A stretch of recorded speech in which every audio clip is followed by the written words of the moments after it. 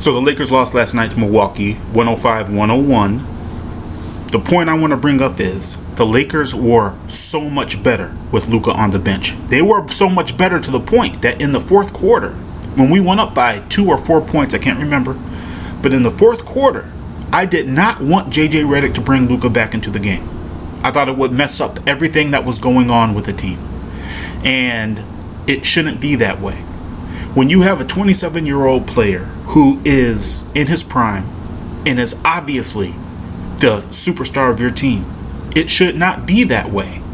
And you guys want to see a comp? I'll give you a comp. Look at Trae Young in Atlanta. I'm sorry, Trae Young, who is now with the Washington Wizards. He was the best player on the team. But Atlanta was too Trae Young centric. So he sits out, and what happens? Atlanta is actually a better team without Trae Young. I am not suggesting one bit that the Lakers will be a better team without Luka. Well, you know, shit, man, maybe I am. Maybe I am. Because I don't think Luka should be traded. I don't think this is Luka's fault. Believe me, this is not a shit on Luka thread. I'm sorry, post video. This is not a shit on Luka video. I like Luka. I want the Lakers to keep Luka. I am not suggesting a trade at all. Alright, so now that we got that out of the way, this is a indictment of JJ Redick. If JJ Redick can look, you don't trade in an asset like Luka, okay? But Luka is great enough that Luka is what he is, and oftentimes when you have great players, you have to really fine-tune what you put around those players in the system you run around those players. And JJ Redick has not fine-tuned that. JJ Redick has allowed Luka to go and do whatever the fuck he wants, and it's resulting in what you see now. Yo, it's not that LeBron personally, even though he did, it's not that LeBron personally played great. It's not that he individually did something fantastic. All it is the Lakers are a half step faster all across the court when LeBron is in the game. And the Lakers are a half step slower all across the court when Luka is in the game. And if you don't know why, then you don't know basketball. The reason why is Luka gets the ball and holds on to it. That's why. And why does Luka get the ball and hold on to it? Because JJ Redick has allowed the offense to be that. Look, man, I made a post a couple days ago and I tried to tell everybody, look, if you don't pick, someone will pick for you. In everything you do, in your life. Shit, maybe Mother Nature does it. But if you don't pick, someone or something will pick for you. And JJ Redick has decided not to pick an offense. He thinks he's running an offense. He's not. And it looks like he's running an offense when LeBron is in the game and Luka's on the bench. He's not even running that. He's running the offense that LeBron is as a player. The offense that is run when LeBron is in the game and Luka's on the bench is the offense that LeBron is as a player. His essence, his aura, his being on the court. That's what the Lakers run when LeBron's in the game. And Luka's on the bench. When Luka's in the game and LeBron is on the bench, the Lakers run an offense that is Luka as a player, as a being, his essence on the court. That's what the Lakers run. So, JJ Redick hasn't picked an offense. And because he hasn't picked an offense, LeBron and Luka, and often Austin Reeves, have picked the offense for him. Yo, like I said, the Lakers shouldn't be that much better without Luka in the game. And if it was just one game, I wouldn't say shit. But repeatedly, game after game after game, the best minutes of the game, the best segment of the game is when Luka's on the bench. And it's not Luka's fault. Luka is great, and it's often hard to accommodate great players. But that's JJ Redick's job. Yo, look, this is the other thing I'll say, man. even when Luka plays great, he is not playing great for the team. When Luka puts up great, like, give you a perfect example, San Antonio. A bunch of the talking heads said Luka played great, Luka needs help, blah, blah, blah, this, that. Yo, I watched the game. That's bullshit. Luka did not play great. He put up 38, 10, and 10, and he did not play great. Look, man, if you're 6'7", and Luka's a fantastic athlete, I don't care what anyone says, I know what he looks like on the court, he's a fantastic athlete.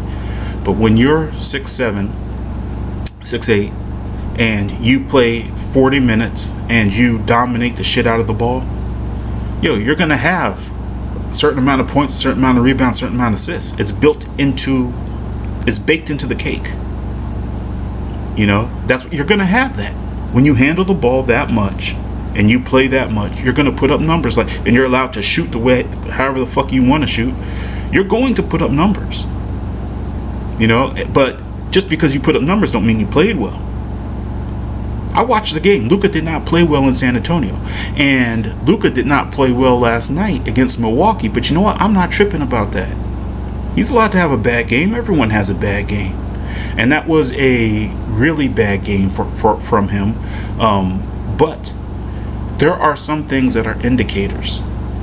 And one of those indicators was, and it's always been to me, when you watch LeBron and Luka try to get flat-footed rebounds, it's an indicator. And when you watched him try to make that layup, he blew a layup last night. I think it might have been 2 in a row. He blew 2 layups in a row last night. I mean, literally, when I say in a row, I don't mean put up the layup, go down, play defense, come back, put up another. I mean, he missed a layup, and then he missed another one. Literally within 3 seconds. And it was the most flat-footed,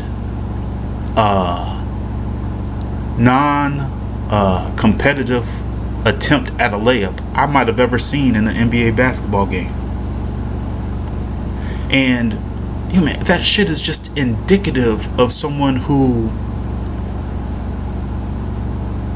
I don't know, man, is just too comfortable in their spot. It's like they're playing their spot. They're not playing the spot the coach told them to play. They're playing their spot, and they want it their way. I mean, for him to get 6 fouls last night is kind of crazy, man. Anyway, y'all, I just wanted to point out, man,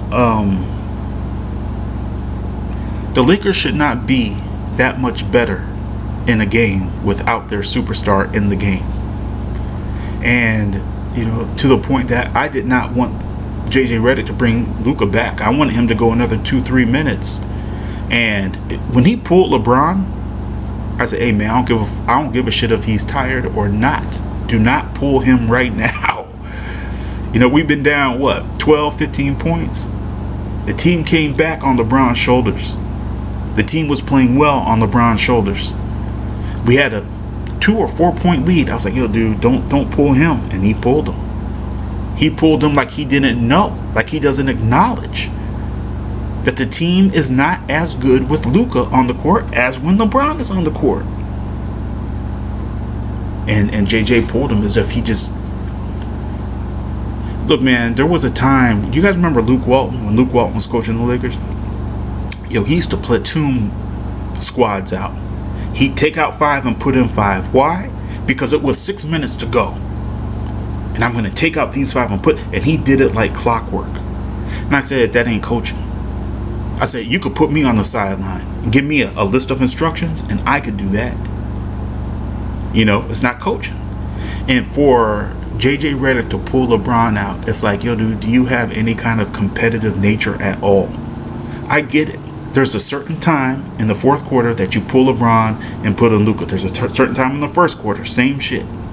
And then you get them on the court at the same time again. I get it, right? That's what you like to do. Watch the fucking game, man. I mean, do you have any kind of competitive nature at all? Or is this shit just all about you and your substitution patterns? Yeah, anyway, this is Pure Uncut Lakers, y'all. Please like and subscribe. Yeah, man, kind of a disappointing It's funny. You watch LeBron play well, and Luka had a bad game, but again, that's not a big deal. You know? But you watch LeBron play well, and then you watch Luka have this bad game, and it's not that Luka had a bad game, it's that the Lakers played so much better with Luka on the bench. You know, because it's almost like when Luka is doing well, the team still isn't. You know? It's a problem. It's a problem that is not on Luka, in my opinion. It's on JJ Redick. Because Luka's gonna do Luka. He's great. That's you have those issues with great people in great disciplines, whether it be music, whether it be sports, whether it be politics. When people are great at something, they need guidance. And if JJ Redick can't provide the guidance, his name is on the chopping block. Because if he just can't do it, it's a problem. Alright, y'all. This is Pure Uncut Lakers. Please like and subscribe. I'll hit you later.